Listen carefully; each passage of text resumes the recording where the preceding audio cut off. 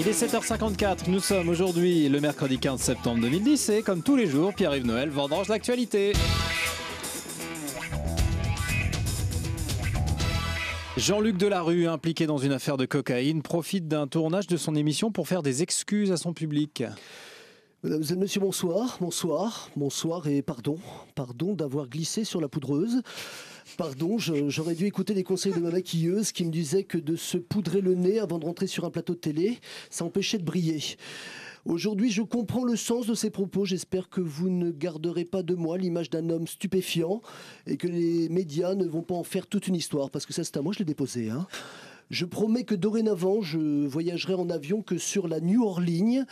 Et je vous demande de m'accorder une deuxième chance, en espérant qu'après cette garde à vue, vous ne me laisserez pas au coin de la rue. Brice Hortefeux rectifie le tir sur sa circulaire visant à l'expulsion des Roms. Alors c'est plutôt une bonne nouvelle, ça. Qu'en pensez-vous, monsieur Le Pen ? Écoutez, une bonne nouvelle, ça dépend pour qui, n'est-ce pas ? S'il rectifie son tir visant à les expulser, je me demande bien sur qui on va pouvoir viser et tirer, n'est-ce pas ? Dorénavant, je propose que nous l'appelions Brice Hortefeux. Yavol ! Non, personnellement, je suis pour l'expulsion en douceur, afin de ne pas froisser Bruxelles. Et pour adoucir leur renvoi dans leur pays, je propose de distribuer des babas au rhum, n'est-ce pas ? La chanteuse Lady Gaga s'est à nouveau affublée d'une robe de viande crue lors de la soirée MTV Video Music Awards. Alors Jean-Pierre Couf est à mes côtés. Bonjour Jean-Pierre. Ça vous choque ça, non ? Comment ça, Jean-Pierre Couf ? Attendez, je peux pas laisser passer ça. Je sais pas, je pensais que vous étiez rebaptisé. Nicolas Schitt. Alors écoutez-moi bien, mes enfants. Moi je dis, mais pourquoi voulez-vous que ça me choque ? Si c'est de la bonne viande qu'elle se met sur elle, du moment que c'est pas de la merde, c'est pas la Gaga qu'il faut l'appeler, c'est la dingue. Elle a dû se faire empaler par un moustique. Et même si c'est pas un boudin, le fait de chanter comme une saucisse la fait rester dans son élément. En tout cas, lors de ses concerts, elle a intérêt à faire interdire les clébards. En Champagne-Ardenne, la télévision sera au tout numérique à partir du 28 septembre. Ça vous fait méditer, ça, Fabrice Lucchini ? Oui.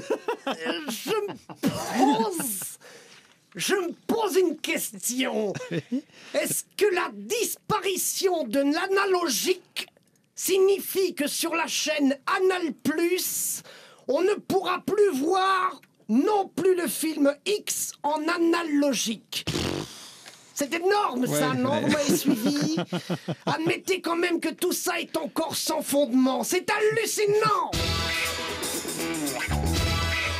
Lors d'une interview, Fidel Castro a déclaré, je cite, « Même le modèle cubain ne marche pas chez nous ». Alors, pour réagir sur cette déclaration, nous allons prendre un auditeur en ligne. Allô ? Oui, allô, bonjour. Allô. Bonjour. Allô. Est-il vraiment nécessaire de vous présenter ? Chez la veuve Clicquot, de vertus, attention, de petites vertus, j'insiste.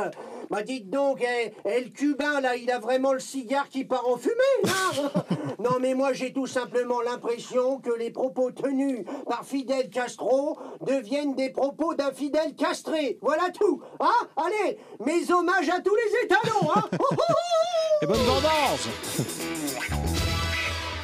La vendange de l'actualité avec Pierre-Yves Noël sur des textes de Jean Delettre, Guy Vasconi et Pierre-Yves Noël. À demain, 8h-5, Pierre-Yves.